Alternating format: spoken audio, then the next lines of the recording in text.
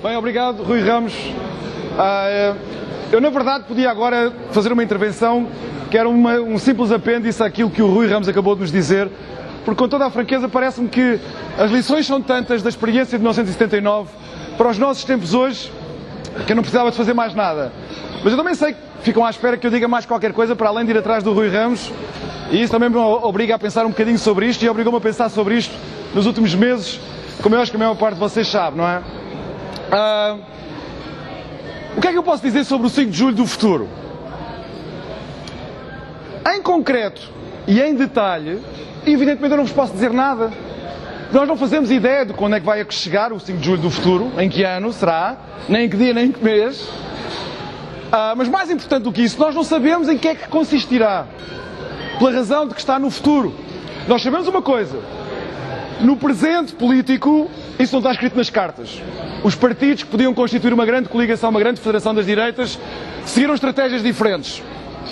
E por isso, a primeira recomendação, frustrante, eu sei, da noite, que eu vou fazer, é que nós vamos precisar de ser muito pacientes. Muito pacientes. Vai depender, o 5 de Julho do futuro, das circunstâncias dessa época, quando ela chegar, claro. As circunstâncias ditam sempre uma grande parte das soluções políticas que podem aparecer. Vai depender também da vontade dos apoiantes para uma solução dessas, mas também, eu não posso deixar de dizer isto, vai depender em grande medida da liderança que os protagonistas políticos dessa época poderão fazer. Nós não sabemos quem serão, não fazemos ideia quem serão. Mas nós há uma coisa que podemos pedir a esses líderes, sobretudo ao líder da grande coligação, ao líder da grande federação das direitas, que será necessário construir para derrotar as esquerdas coligadas formal ou informalmente.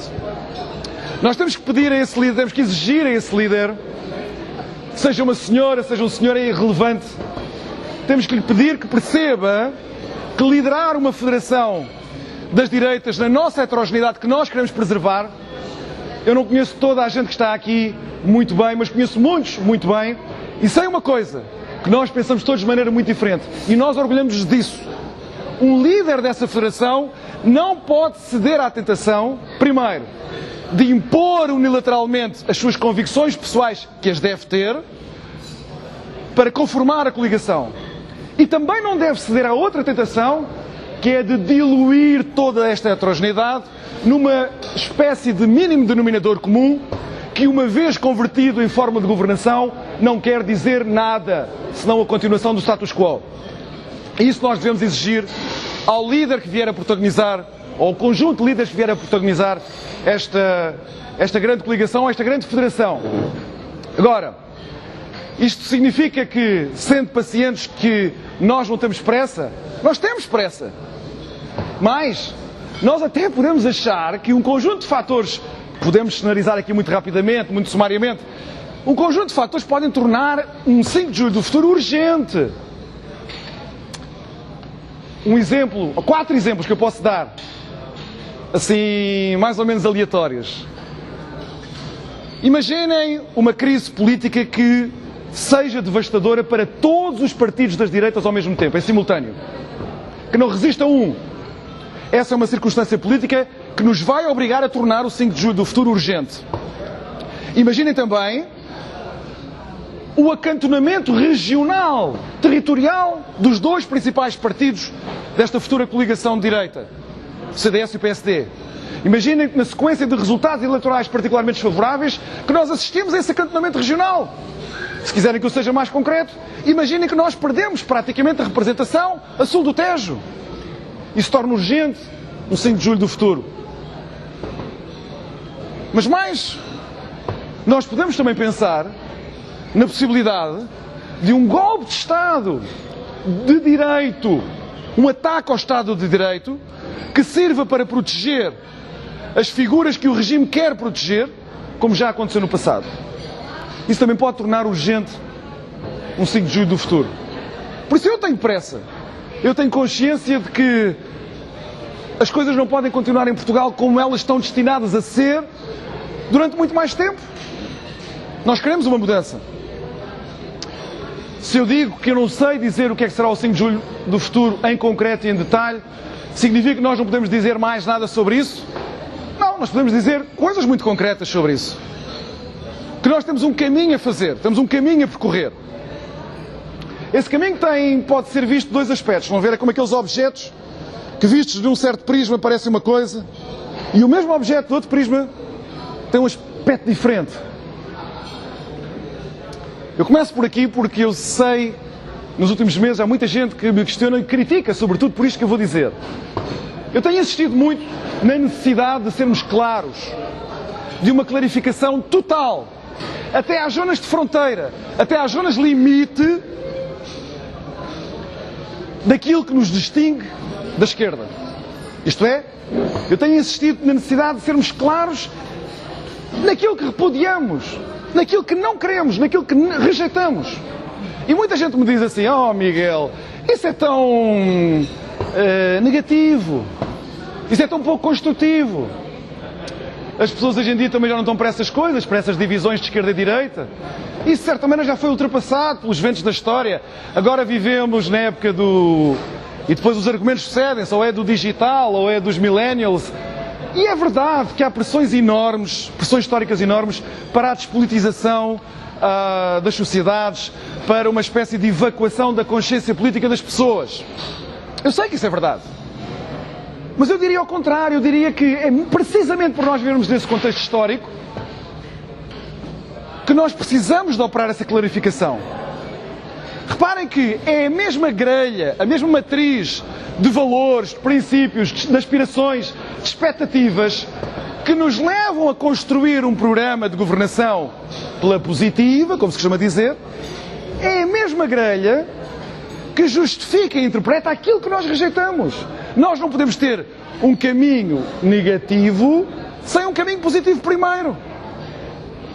Talvez se nós tivermos uma experiência política que eu não desejo, que eu não quero, mas que nós temos de confrontar, dados os dados elementares da situação presente, se nós estivermos confrontados com a iminência de uma maioria de esquerda num futuro qualquer, não estou a vaticinar nenhum resultado eleitoral para outubro, estou apenas a dizer que num futuro próximo qualquer, estamos na iminência de enfrentar uma maioria de esquerda com apoio parlamentar de 2/3, isto é, no limiar de uma maioria de revisão constitucional, talvez aí se perceba, na situação limite, na situação de fronteira, de que temos uma ideia rigorosa, como eu vos disse, com detalhe, com clareza, daquilo que nós não queremos, daquilo que nós rejeitamos, seja mais necessária e até urgente. Reparem que quando me fazem estas críticas, são muitas e às vezes são muito amigáveis. Quando eu vou falar pelo país, fora, sei lá, coisas do PSD, eu gosto não sou do PSD. Há sempre pessoas que dizem, é sempre essa crítica aos socialistas. Porquê é que não dá mais umas propostas mais positivas, mais construtivas? Não, tem que começar sempre por este trabalho primeiro. Eu lembro-me sempre de uma coisa que se estuda, e eu não vou ser maçador, demora um minuto a explicar. Uma coisa que se estuda em teologia cristã, não conheço outra. A teologia cristã, já há muitos séculos, que se convencionou uma coisa chamada a via negativa. Estão a ver via do latim? Quer dizer caminho. O caminho negativo é uma maneira de tentar conhecer um objeto que tem uma essência, uma natureza, que o torna impossível de ser conhecido. Esse objeto chama-se Deus. Então há aqui uns homens com uma razão, umas mulheres também, com uma razão limitada, vão ver? Um ser finito, que quer conhecer o infinito. Não dá, não sabemos, não conseguimos, não chegamos lá. Então optou-se por esta via negativa, quer dizer o quê? E se nós chegarmos lá dizendo aquilo que Deus e os seus atributos não são? Dou-vos um exemplo. Dizer-se Deus é perfeito, é um ser perfeito, é o ser da perfeição. E então, em concreto, o que é a perfeição? Se a única coisa que nós temos acesso na experiência humana é a experiência da imperfeição. Então nós dizemos, o ser perfeito é aquele que não tem imperfeições. Então a gente já percebe, ok, já percebe, não é carente, não tem fome, não mente, não erra. Estão a ver? Isso é mais fácil perceber o caminho. É a mesma coisa aqui. É a mesma coisa aqui. Não podemos ter ilusões, nós temos de recapitular hoje e no futuro aquilo que nós rejeitamos. E essa clareza ainda está por fazer. E se acham que isto é muito abstrato, que acham que isto é muito vago, que isto tem pouco a dizer às pessoas. Eu hoje, em 5 de julho de 2019, posso dizer, eu que sou militante com orgulho de um grande partido que é o PSD, posso dizer que o PSD e o CDS não teriam cometido os erros políticos graves que cometeram nos últimos 2 meses se tivessem levado a sério a via negativa. E não preciso concretizar, eu acho que toda a gente percebe onde é que eu quero chegar. Isto é muito prático. Ajuda-nos a fazer escolhas muito concretas. Escolhas políticas públicas, escolhas de política geral, escolhas de projeto para a sociedade que queremos. Para estabelecermos o projeto de uma sociedade que queremos, temos primeiro que definir com clareza a sociedade que não queremos. E a sociedade que não queremos é esta que as esquerdas nos querem impor. Claro que este caminho não é só um caminho negativo, não é só uma via negativa. Há uma via positiva também, aliás, na teologia também havia uma via positiva, há sempre, que é da autoridade. Então a gente vai dizer o que é Deus, então lê-se a palavra revelada pela autoridade que tem. Aqui nós não queremos respeitar nenhuma autoridade. Acho que nós temos muito a aprender com a experiência histórica da AD e outras experiências históricas muito inspiradoras. Quem sabe qual foi o meu trajeto pessoal nos últimos anos, sabe que para mim uma experiência histórica muito, muito recente é muito inspiradora. Foi na altura e ainda é hoje para mim. Mas nós temos que fazer esta recusa da autoridade, a recusa de um caminho que foi estabelecido por nós. Cabe-nos fazer esse caminho praticamente do início. Claro que dizer que é praticamente do início não quer dizer que nada esteja já determinado por nós, que nada tenha sido já pensado, elaborado por nós. Os grandes propósitos da sociedade que ambicionamos para o futuro, em grande medida, eles são-nos dados. Dados de que maneira? Nós sabemos que temos que libertar o país urgentemente da estagnação económica em que ainda estamos desde há 20 anos. Tivemos aqui um período a seguir ao ajustamento de alguma recuperação, mas nós sabemos, pela comparação com os países, desde logo os países europeus, com quem nós nos podemos medir, que nós vamos ficar aquém deste período extraordinário da economia mundial. Nós sabemos que estamos ainda num país pobre. Milhões de conterrâneos nossos passam existências de uma dureza material que não devia ser aceitável, que não devia ser admissível na Europa do século XXI. Mas essa é a nossa realidade ainda. Nós sabemos que vivemos num país profundamente desigualitário ainda. Não foi por acaso que o discurso do João Miguel Tavares, no 10 de junho, ressoou com tanta força na consciência das pessoas. Foi sobretudo o ponto da denúncia de uma sociedade desigualitária que é ainda a nossa. E nós sabemos que isso tem que fazer parte de um projeto a que nós chamamos de Projeto 5 de Julho enquanto não tivermos outro nome. Mas há ainda mais 2 outros vetores que nós precisamos dar muita atenção. O segundo é o da regeneração institucional. Nós assistimos nos últimos anos a uma degradação do nosso tecido institucional que pagamos todos os dias. Pagamos aos níveis mais concretos. Pagamos no futuro da nossa sociedade. E isso resulta também da cultura socialista e da lógica de governação tipicamente socialista que nós temos sido sujeitos nos últimos anos. Sem essa regeneração institucional, é impossível combater a corrupção, é impossível combater o compadrio que estagna o país, que sufoca o país e que o condena à pobreza, à estagnação e à desigualdade. Nós precisamos de prosseguir com uma ação que para mim foi sempre muito cara. O da descolonização do Estado e da sociedade, que é um desafio tremendamente difícil a partidos organizados como o PSD e o CDS e a outros partidos das direitas que vierem a surgir e a crescer. É extremamente difícil, porque é uma espécie de negação deles próprios. A lógica da ocupação não é só do aparelho administrativo do Estado, mas também dos centros de decisão da sociedade e da economia. A tentação enorme que é sempre para nós exercermos o poder dessa maneira. Porque se os socialistas fazem e ganham eleições, pensamos nós, a alternativa qual é? É fazer igual. E enquanto nós copiarmos os mesmos métodos, enquanto nós formos atrás da mesma tentação, nós teremos a cooperar com a mesma degradação institucional que temos assistido nos últimos anos. É uma parte incontornável de um projeto do 5 de Julho do futuro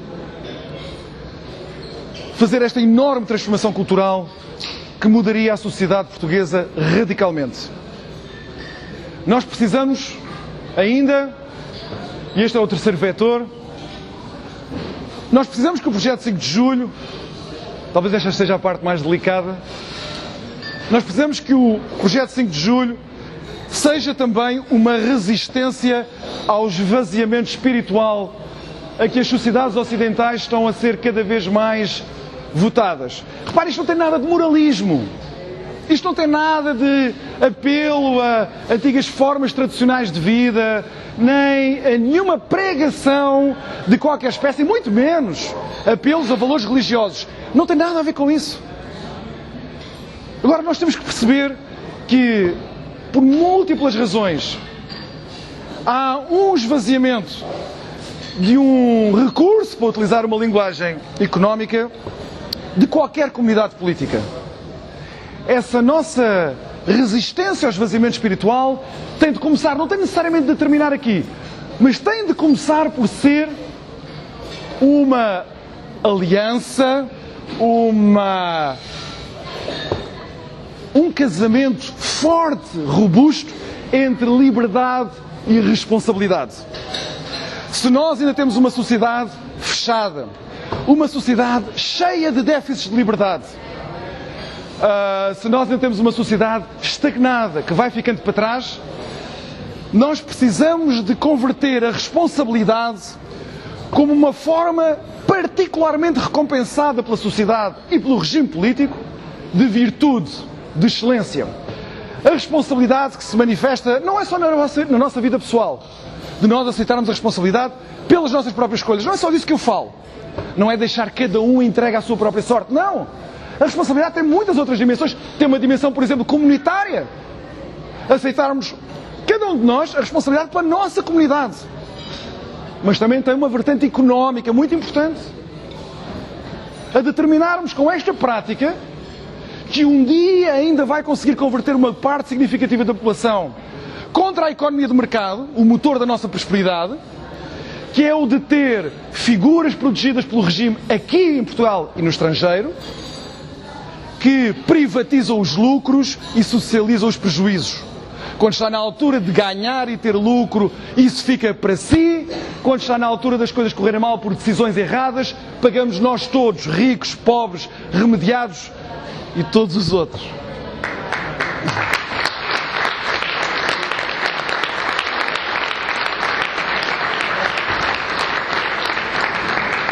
Precisamos de mais liberdade e precisamos de mais responsabilidade. E não podemos exigir mais uma sem a outra. Agora, também não vos vou amassar muito mais. Eu sei que há aqui muitas zonas de indeterminação e que se vai ficar à espera de propostas concretas. Mas deixem-vos alertar contra uma tentação. Uma tentação que é uma tentação das direitas hoje, era no passado também, e será sempre no futuro. Mas é uma ilusão.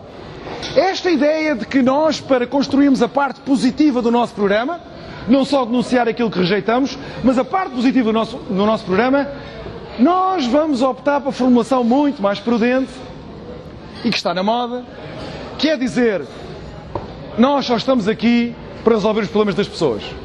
Quem é que pode contestar uma formulação dessas? É óbvio, quem está na política está ao serviço do povo, é representante do povo, e está lá para resolver os problemas das pessoas, como é evidente. Nós não estamos cá para criar problemas para as pessoas. Mas o ponto não é esse. É que o ponto é que há a ilusão de que esta fórmula é suficiente para resolver todos os desafios, todas as escolhas difíceis. Mas vejam porque é que é uma ilusão. Isto supõe inconscientemente que todos os problemas das pessoas, primeiro, podem ser codificados. Que os problemas das pessoas são todos iguais, independentemente da perspectiva política que se tem. E depois, que esses problemas, afinal de contas, têm todas soluções técnicas. Que, na verdade, nós podemos evacuar a política disto tudo. Encontramos umas equipas técnicas que resolvem... Estão a ver? A tecnocracia resulta deste entendimento ilusório de que a única coisa que há para fazer é a gente concentrar-se no problema das pessoas. Se nós nos concentrarmos nos problemas das pessoas, eles emergem com uma simplicidade, com os contornos todos definidos, estão a ver? Como uma estátua de mármore. E depois a única coisa que nós precisamos é de polir as coisas. Isso é um erro. Não porque não haja soluções técnicas para muitos problemas que as pessoas têm, nomeadamente os portugueses. Mas isso é administração, não é política. Não é um projeto político. Um projeto político supõe escolhas alicerçadas em valores, quer eles sejam explicitados, quer não. Mas são sempre alicerçadas em valores, em princípios. E nós temos que os trabalhar, nós temos que saber qual é o nosso pressuposto.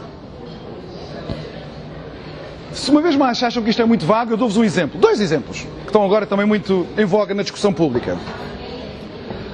O que é atender aos problemas concretos das pessoas, por exemplo, na saúde? Nós temos problemas gravíssimos no nosso Sistema Nacional de Saúde. Mário, estou a utilizar a expressão Sistema Nacional de Saúde e não Serviço Nacional de Saúde, estás a ver? Eu leio as tuas coisas.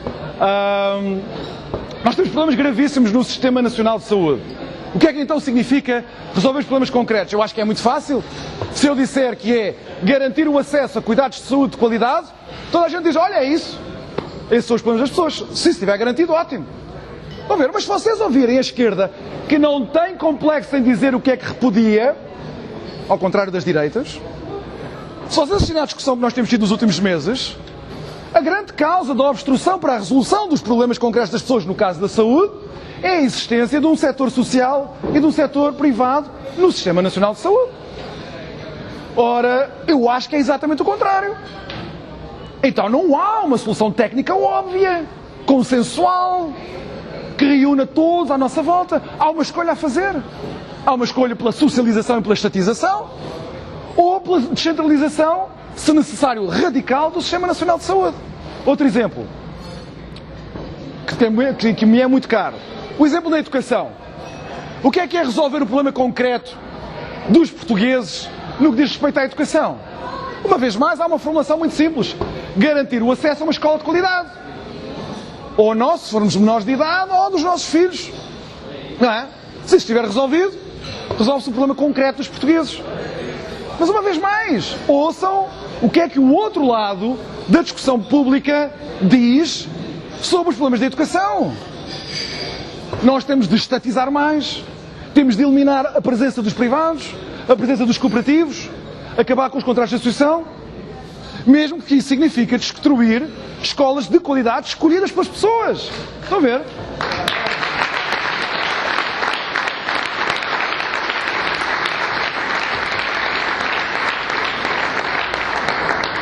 Então, por difícil, por árduo que pareça, nós temos de nos libertar desta ilusão de que basta dizer o nosso programa já não tem nada de político, já não tem nada de ideológico numa era que toda a gente diz que é pós-ideológica.